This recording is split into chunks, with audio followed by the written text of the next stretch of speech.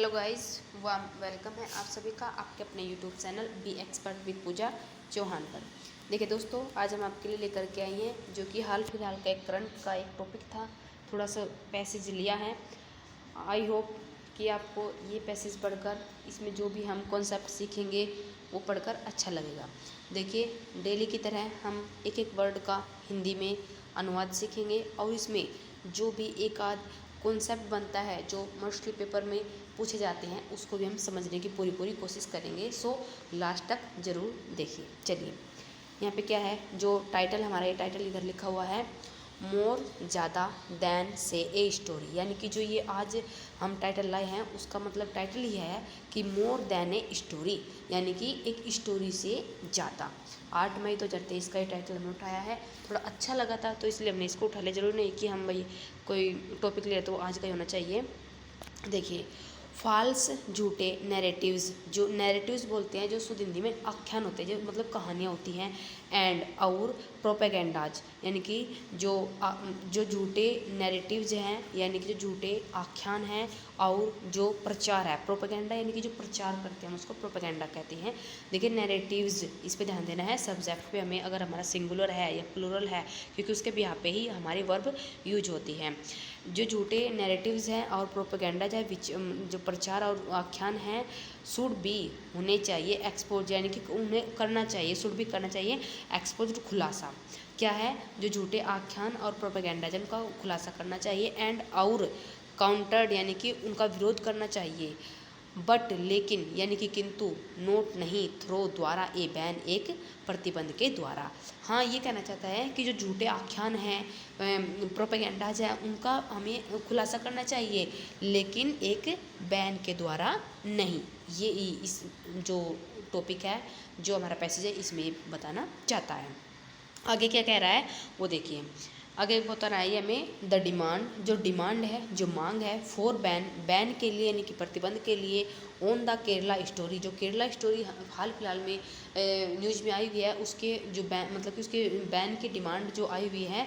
ये फिल्म मतलब एक फिल्म है अपेरेंटली, जो मतलब कि प्रत्यक्ष रूप से बेस्ड है ऑन द, ये क्या है, इंस्टेंसेज, यानी कि जो जो उदाहरण है, ऑफ ए फ्यू, बहुत ही कम, थोड़े से वुमेन, जो औरतें हैं, ज्वाइनिंग कर लेती हैं द इस्लामिक स्टेट, जो इस्लामिक स्टेट है उसको ज्वाइन करने के ऊपर, ये मतलब जो वुमेन है उसको ज्वाइन कर लेती है, उसके बारे में ये बातें कही गई है। क्या कही गई है, यानी कि जो केरला स्टोरी है उसके बैन के लिए डिमांड की गई है, और ये जो फिल्म है ये प्रत्यक्ष रूप से बेस्ड है किस पर, जो उदाहरण है कुछ वुमेनों के, कुछ औरतों के ज्वाइन करने के इस्लामिक स्टेट को, जो कुछ औरतों के इस्लामिक स्टेट को ज्वाइन करने के प्रत्यक्ष रूप से ये जो उदाहरण इस फिल्म में दिए गए हैं, उसके, यानी कि जो केरला स्टोरी है उसको बैन करने की एक डिमांड की गई है। यहाँ तक इस लाइन का ये मतलब है दोस्तों।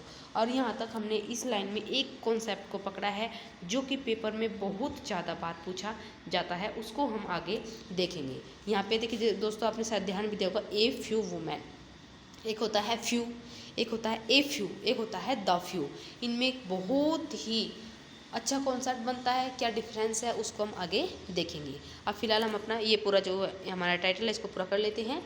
इल इज माने है, यानी कि जो ये है, इज इल कॉन्सीव्ड, यानी कि जो ये ठीक नहीं है, यानी कि गलत है, जो ये बैन मांग, मतलब कि जो डिमांड की गई है इसके बैन की, ये इल कॉन्सीव्ड है, यानी कि ये गलत है, ठीक नहीं है। इट मीन्स ये है, इज माने है टू द क्रेडिट, यानी कि जो ये श्रेय जाता है, क्रेडिट जाता है, ऑफ किसको, ऑफ बताया था, जहाँ भी ऑफ आए उससे पूछना चाहिए हमें खुद से कि किसको जाता है क्रेडिट, द सुप्रीम कोर्ट को, एंड द हाई कोर्ट्स। देखिए यहाँ पे ध्यान दीजिए, वहाँ पे सुप्रीम कोर्ट आया है और यहाँ पे हाई कोर्ट्स आए, क्योंकि हाई कोर्ट्स बहुत ज़्यादा है और सुप्रीम कोर्ट एक है। सुप्रीम कोर्ट को और जो हाई कोर्ट्स है उनको ये श्रेय जाता है ऑफ केरला के, एंड मद्रास और मद्रास के, दैट कि दे डिड नॉट, उन्होंने ऐसा नहीं किया, यानी कि इसको बैन करने की जो मांग थी उसको उन्होंने नहीं माना है। इसका श्रेय किसको जाता है, सुप्रीम कोर्ट और जो हाई कोर्ट्स हैं केरला और मद्रास की।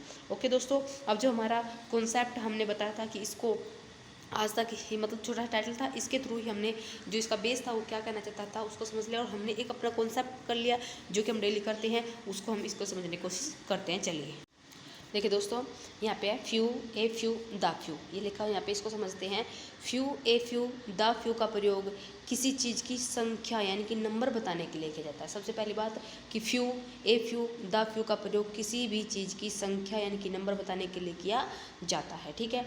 इसके साथ हमेशा काउंटेबल नाउन यानी कि प्लूरल का प्रयोग किया जाता है। A few, few, the few के साथ काउंटेबल नाउन का प्रयोग किया जाता है, ठीक है दोस्तों। काउंटेबल अनकाउंटेबल नाउन क्या होता है उसको अलग से समझने की जरूरत पड़ती है, फिलहाल यहाँ पे इतना समझ लीजिए। जो काउंटेबल नाउन है प्लूरल नाउन का यूज हम few, a few, the few के साथ करेंगे, ठीक है। फ्यू को समझते सबसे पहले। फ्यू का अर्थ बहुत कम यानी कि न के बराबर, हार्डली एनी, न के बराबर बहुत कम, नॉट मैनी यानी कि न के बराबर। फ्यू का प्रयोग नेगेटिव सेंस में किया जाता है। फ्यू का प्रयोग किस में किया जाता है? Few, a few, the few में से जो फ्यू है उसका प्रयोग नेगेटिव सेंस में किया जाता है, यानी कि जिस भी सेंटेंस में हम फ्यू का प्रयोग करेंगे वो सेंटेंस नेगेटिव हो जाएगा, ठीक है दोस्तों। और देखिए फ्यू की जगह वेरी फ्यू का भी प्रयोग कर सकते हैं। किसका प्रयोग कर सकते हैं? वेरी फ्यू का। देखिए इसको हम एग्जाम्पल के थ्रू समझते हैं। ही हैज़ फ्यू यानी कि ही हैज़ फ्यू, फ्यू मतलब कि हार्डली एनी, बहुत कम यानी कि ना के बराबर। क्या है? ही हैज़ फ्यू चांसेज, उसके पास बहुत ही कम चांसेस है ऑफ सक्सेस, सफलता के, यानी कि उसके पास ना के बराबर चांसेस है सफलता के, ना के बराबर है, ठीक है। अगला हम समझते हैं अपने वाला। आ गया दोस्तों ए फ्यू। ए फ्यू को समझते हैं। ए फ्यू का अर्थ, ए फ्यू का अर्थ ए स्मॉल नंबर और सम, यानी कि थोड़े से या कुछ। फ्यू था नेगेटिव सेंस में जा रहा था, लेकिन जो ए फ्यू है, ए जुड़ गया यानी कि ए प्लस हो गया, इसमें कुछ ना कुछ जुड़ गया, यानी कि ए फ्यू का यूज जिस भी सेंटेंस में होगा वो सेंटेंस पॉजिटिव बन जाएगा। और इसका मतलब क्या? ए फ्यू का अर्थ ए स्मॉल नंबर यानी कि थोड़ा सा, मतलब कि कुछ नंबर है 50 100 व्यक्ति, उनमें से थोड़े से व्यक्ति, थोड़े से की बात हो रही है। बोलते हैं हम किसी को दे दे हमें, तो यानी कि कुछ थोड़ा सा उसमें से हम लेने की कोशिश करते हैं, उसमें बोलते हैं ए फ्यू यानी कि ए स्मॉल नंबर और सम। इसको ए फ्यू का प्रयोग यहाँ पे लिखा हुआ है पॉजिटिव सेंस में किया जाता है, इनके पॉजिटिव सकारात्मक सेंटेंस बना सकते हैं उसको।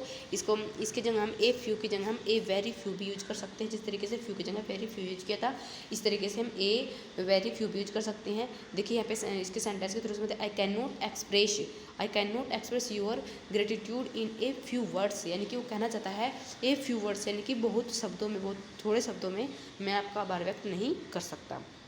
ए फ्यू यानी कि some. Passengers were injured in the accident, यानी कि थोड़े से, बहुत सारे पैसेंजर होते हैं ना, उसमें से थोड़े से, ए फ्यू पैसेंजर्स, ठीक है, थोड़े से पैसेंजर्स। इस पे ध्यान दीजिए, प्लूरल यूज हुआ है यहाँ पे, ये जो नाउन है। अगला है a few officers. A few officers, थोड़े से officers were present in the meeting, यानी कि जो ऑफिसर्स थे, सारे ऑफिसर्स में से थोड़े से ऑफिसर्स मीटिंग में प्रेजेंट थे। It happened a few minute एगो, यानी कि कुछ मिनट पहले ही ये घटित, तो कुछ बात है तो भाई ये कुछ मिनट पहले ही ये घटित हुआ है। चलिए अगला समझते। देखिए द फ्यू, द फ्यू को कैसे समझेंगे? द फ्यू का अर्थ जो थोड़े हैं, यानी कि जो थोड़े हैं वे सब, जो भी थोड़े हैं ना, मतलब आपके पास पैसे, थोड़े से पैसे, वे सब के सब, थोड़ी किताबें हैं तो वे सब की सब, यानी कि कहने का मतलब द फ्यू का मतलब वे सब जो आपके पास हैं, थोड़े हैं, वे सब के सब। A small number but all that is there, थोड़े से नंबर यानी कि थोड़ी सी जो संख्या वो सब के सब। इसमें हम इसको समझते हैं एग्जाम्पल के थ्रू। रीड केयरफुली, केयरफुली से पढ़िए द फ्यू बुक्स, जो थोड़ी सी बुक्स है, यू हैव, जो थोड़ी सी बुक्स है उन सभी से, उन सभी से जो थोड़ी सी बुक्स है आपके पास, उन सभी से केयरफुली पढ़िए, ठीक है। आपके पास जो भी थोड़ी बहुत किताबें हैं उनसे, उनके उन सभी से ध्यान से पढ़िए, ठीक है। द फ्यू का मतलब, कहने का मतलब यही है कि आपके पास जो भी है थोड़ा सा है, लेकिन उन सभी इसका यूज कीजिए। द फ्यू पीपल, जो भी थोड़े से लोग हैं वे सभी, हु न्यू, जो जानते हैं, द ट्रूथ आर डेड, वो मर गए, यानी कि थोड़े बहुत लोग जो सच जानते थे वो सब मर गए, यानी कि द ट्रूथ आर डेड, यानी कि जो सच को जानते थे वो मर गए। आई होप दोस्तों ये टॉपिक और जो हमने आज पैसेज लिया था, इसमें जो भी कॉन्सेप्ट बन रहा था उसको समझाने की हमने बहुत कोशिश की है। अगर आपको कोई भी डाउट लग रहा है तो प्लीज़ हमें कमेंट करके ज़रूर बताएं, और प्लीज़ हमें सपोर्ट करने के लिए वीडियो को ज़्यादा से ज़्यादा शेयर कीजिए। Thank you.